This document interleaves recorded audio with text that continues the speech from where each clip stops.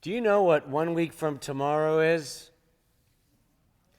In Jewish time, it's the 18th of Cheshvan. That's what I thought you'd say. But in the non-Jewish liturgical year, it's historically a day to remembering the dead, including saints known as hallows, martyrs, and all the faithful departed. According to many scholars, All Hallows Eve, known as Halloween, has pagan roots and revolves around the theme of using humor and ridicule to confront the power of death, hence the jack-o'-lanterns and trick-or-treating. Superstitious practices, in case you didn't know, were prohibited in the Torah on the basis of the verse from the book of Deuteronomy, "You shall be pure with the Lord your God," which forbids competing beliefs or idolatry with the one God of the Shema we just sang.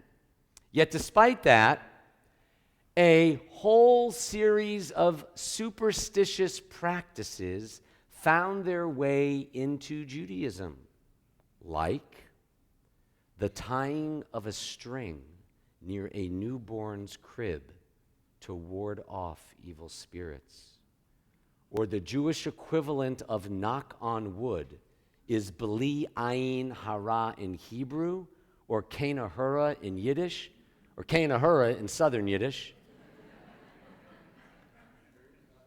which means no evil eye, a superstition in Jewish folklore about an evil force emanating from a bad angel, which is called into being by an evil glance. This led, believe it or not, to our Jewish ancestors carrying salt in their pocket to ward off the evil eye.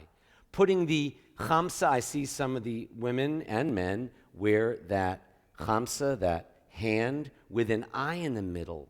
They put it on their home walls. You can see it in the Temple Museum in order to protect the house from evil spirits. According to one Jewish superstition, in the late Middle Ages, I'm not making this up, a groom should not be left alone for 1 minute on the day of his wedding.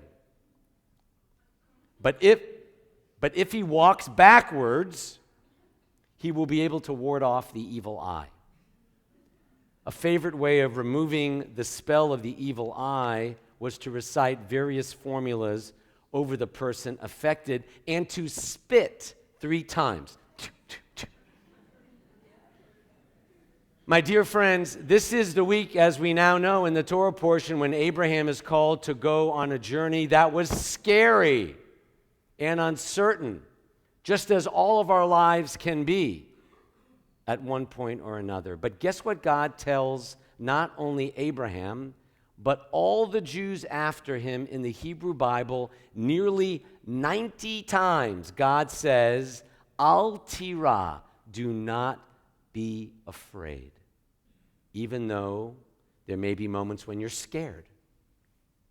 I think the best way to deal with our fears is to face them, expose them, and if possible, laugh at them on our journey. That's what we do on Purim. Who's the scary monster of Purim? Haman. How do we remember him besides the booing when his name is read? We turned him into a cookie called a Hamantaschen. And for all the haunted houses on Halloween, people are now thinking of funny costumes that make you laugh beyond the quick moment of fear. I know that some of you are still thinking about this Jewish superstition of carrying salt in your pocket to ward off the goblins. What's that about? Well, almost from the beginning of civilization, salt was important in daily diet. Many actually considered it a holy substance. In the Torah, salt was added to every sacrifice, and after the temple, every Jewish dinner table was required to include it. Even ordinary speech in English incorporates the special quality attributed to salt. Think about it. When someone disappoints us, we may declare that he is not worth his salt. Salt is also a preservative and a symbol of something lasting, like friendship and immortality. In case you didn't know, that is why the Jewish Bible speaks of God's eternal bond with the Jewish people as the covenant of salt. And from that time on, the spilling of salt was a superstitious omen of bad luck. The only remedy was the act of throwing a pinch of it with the right hand over the left shoulder. Now, I know that you may not do that, but almost everyone at Temple tonight and everywhere else has undoubtedly said repeatedly, Gesundheit or God bless you when someone sneezes. Nowadays, especially as the weather changes and flu season hits, a sneeze is only the symptom of a cold. It wasn't always so. In biblical times, a sneeze was a sign that a person was close to death. Why did they think that? Because the soul, of course, is the essence of life, and the essence of life for them back then was the human breath.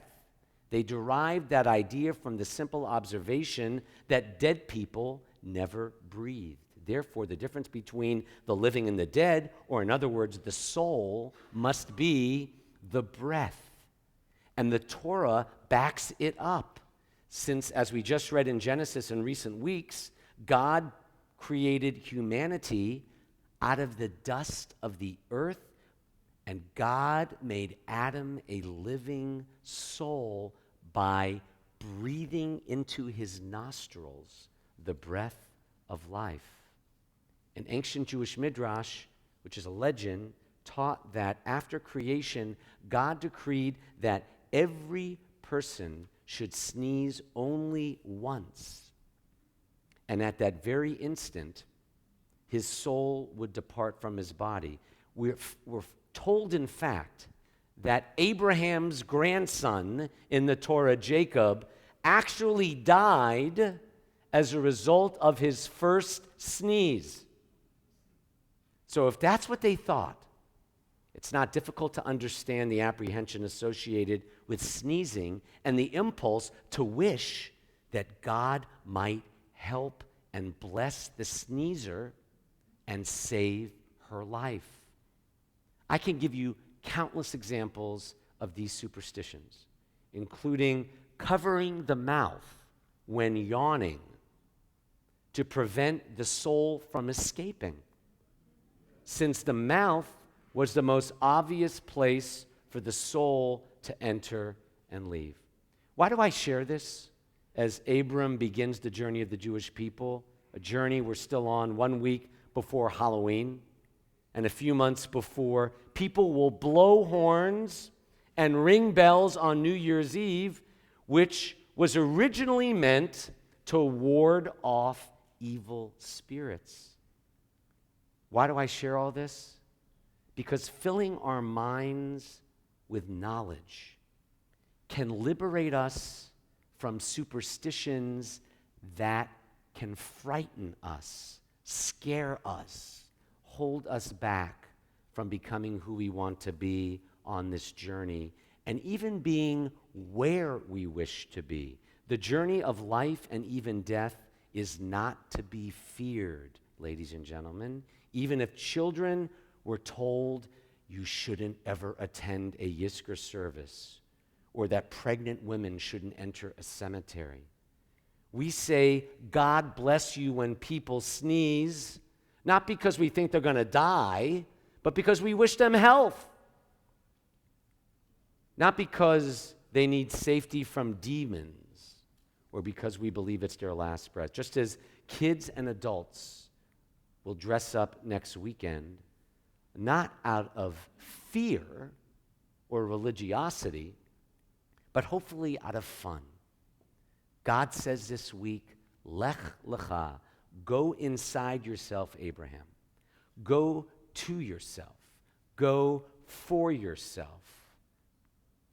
And know that on your inner journey and on your travels through life, Eheyeh imach, I will be with you. Al tira. Do not be afraid. Even if we all get scared, do not let fears or superstitions keep you from missing this wonderful life as a Jew and a child of humanity. And let us all say, Amen.